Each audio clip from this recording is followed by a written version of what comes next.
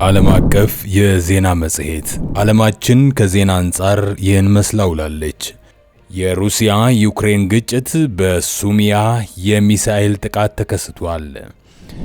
በሰሜን ምስራቅ ዩክሬን በሚገኘው የሱሚያ ከተማ ላይ በተሰነዘረ የሩሲያ ባላስቲክ ሚሳኤል ጥቃት ቢያንስ 34 ሰዎች መሞታቸው ተዘገበ። ጥቃቱ የተፈጸመው በሆሳህና ፓልም ሰንደይ የቤተ ክርስቲያን ሥነ ሥርዓት ወቅት ሲሆን የአውሮፓ ባለስልጣናት ውግዘታቸውን ገልጸዋል። የአሜሪካን ኢራን የኒውክሌር ድርድሮች እንደገና ተጀመሩ።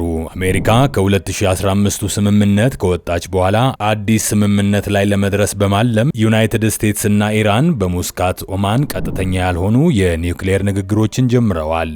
ሁለቱም ወገኖች በቀጣዩ ሳምንት ውይይቶችን ለመቀጠልም ተስማምተዋል። የቻይና ቪየትናም ስምምነቶች በንግድ ውጥረት መሃል። የቻይናው ፕሬዝዳንት ዢ ጂንፒንግ የሃኖይ ጉብኝት በቻይናና በቪየትናም መካከል በርካታ የሁለትዮሽ ስምምነቶችን በመፈራረም ተጠናቋል። ይህ ክንውን የተከሰተው በአሜሪካና በቻይና መካከል ያለው የንግድ ውጥረት እየተባባሰ ባለበት ወቅት ነው። የአሜሪካ ኤልሳልቫዶር ዲፕሎማሲያዊ ስብሰባ። ፕሬዝዳንት ዶናልድ ትራምፕ የኤልሳልቫዶር ፕሬዝዳንት ናዩብ ቡኬሌን በዋይት ሃውስ አስተናግደዋል።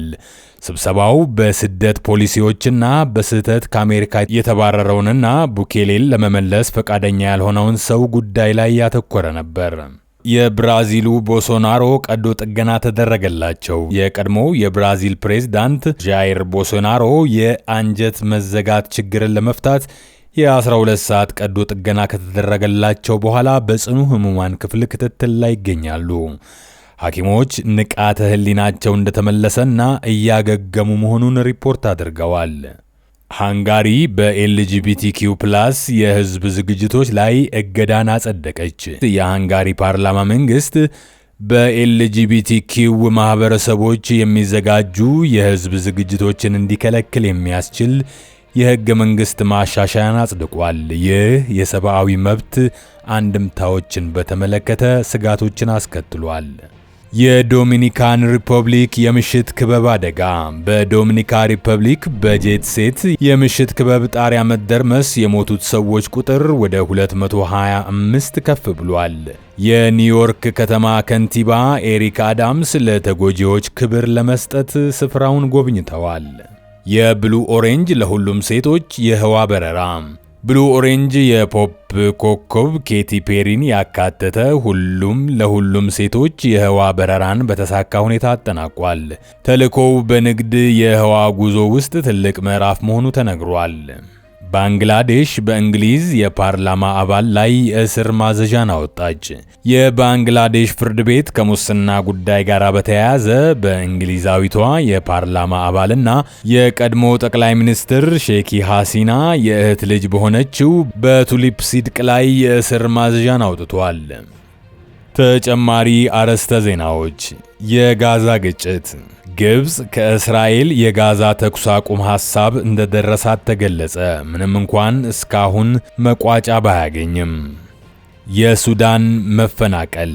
የሱዳን ፈጥኖ ደራሽ ኃይሎች አርኤስኤፍ ከተቆጣጠሩት በኋላ እስከ 400,000 የሚደርሱ ሰዎች ከዳርፉር ካምፕ መፈናቀላቸው ተዘገበ።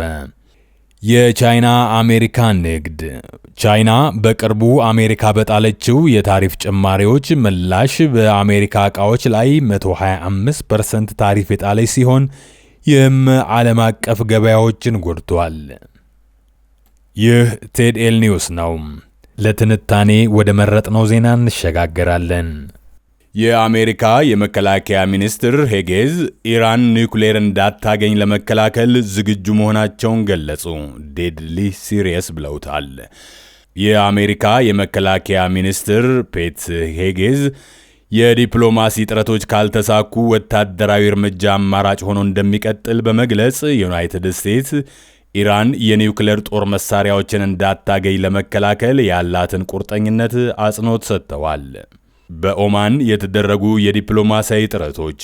በቅርቡ በአሜሪካና በኢራን መካከል በሙስካት ኦማን የተካሄዱት ቀጥተኛ ያልሆኑ ንግግሮች በሚኒስትር ሄግሴዝ ፍሬያማ ወይም ፕሮዳክቲቭ ተብለው ተገልጸዋል። እነዚህ ውይይቶች የኢራንን የኒውክሌር ፕሮግራም በተመለከተ ያሉ ስጋቶችን ለመፍታት ያለሙ ሲሆን አሜሪካ በ2018 ከወጣችበት የ2015 የጋራ አጠቃላይ የድርጊት መርሃ ግብር JCPOA በዛ ምትክ አዲስ ስምምነትን ትፈልጋለች።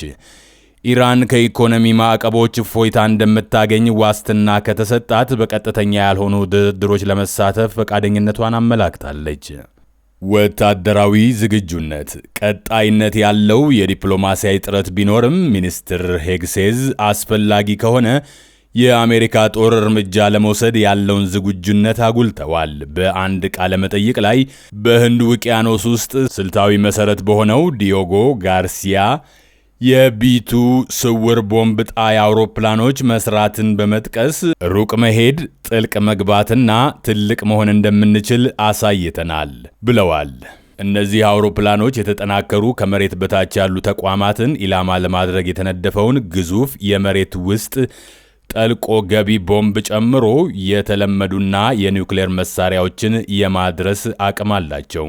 ሄግሴዝ የስምምነቱን ቀጥተኛ ግንኙነት ከኢራን ጋር በግልጽ ባያያይዙትም እርምጃው ለቴህራን እንደ መልእክት ሊተረጎም እንደሚችል ግን አምነዋል። የፕሬዝዳንቱ አቋም ፕሬዝዳንት ዶናልድ ትራምፕ አስተዳደራቸው በኒውክሌር የታጠቀች ኢራንን ለመከላከል ያለውን ጽኑ አቋም በድጋሚ አረጋግጠዋል። ለዲፕሎማሲያዊ መፍትሄ ምርጫ እንዳላቸው የገለጹ ቢሆንም ወታደራዊ ጣልቃ ገብነትን ግን አላስወገዱም። ትራምፕ ድርድሮች ካልተሳኩ ወታደራዊ እርምጃ በፍጹም ሊወሰድ እንደሚችል ምናልባትም ከቀጠናው አጋሮች ጋር በመቀናጀት ሊሆን እንደሚችል ተናግረዋል። የቀጠናው አንድምታዎች በኢራን ላይ ሊወሰድ የሚችል ወታደራዊ እርምጃ በቀጠናው መረጋጋት ላይ ስጋቶችን አስነስቷል። ተንታኞች በኢራን የኒውክሌር ተቋማት ላይ የሚሰነዘሩ ጥቃቶች የአጸፋ እርምጃዎችን ሊያስነሱ እንደሚችሉ ምናልባትም በጎረቤት ሀገራት የሚገኙ ወኪል ቡድኖች ፕሮክሲ ግሩፕስ ሊያካትት እንደሚችል ያስጠነቅቃሉ። ሁኔታው የዲፕሎማሲያዊ መፍትሄን ለመፈለግና ሊኖር ለሚችል ወታደራዊ ግጭት መዘጋጀትን መከላከል ያለውን ስስ ሚዛን ያጎላል። ሁኔታው የዲፕሎማሲያዊ መፍትሄዎችን መፈለግና ሊኖር ለሚችል ወታደራዊ ግጭት መዘጋጀት መካከል ያለውን ስስ ሚዛን ያጎላል። የሆነ ሆኖ ይህ ዘገባ እንደ ማጠቃለያ ሲቀመጥ አሜሪካ ከኢራን ጋር በዲፕሎማሲያዊ ንግግሮች መሳተፏን በቀጠለችበት በአሁኑ ወቅት አስተዳደሩ የኒውክሌር ጦር መሳሪያዎች መስፋፋትን ለመከላከል አስፈላጊ ከሆነ ወታደራዊ ኃይል ለመጠቀም የዝግጁነት አቋሙን እንደያዘ ነው። መጪዎቹ ሳምንታት ሰላማዊ መፍትሄ ሊገኝ ይችል እንደሆነ ወይም ሁኔታዎች የበለጠ እንደሚባባስ ለመወሰን ወሳኝ ይሆናሉ።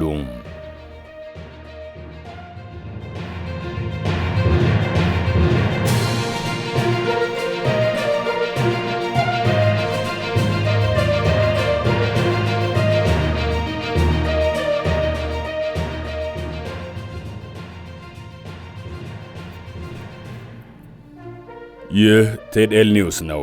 ለሰዓቱ የያዝነው ዜና ይህንን ይመስል ነበር።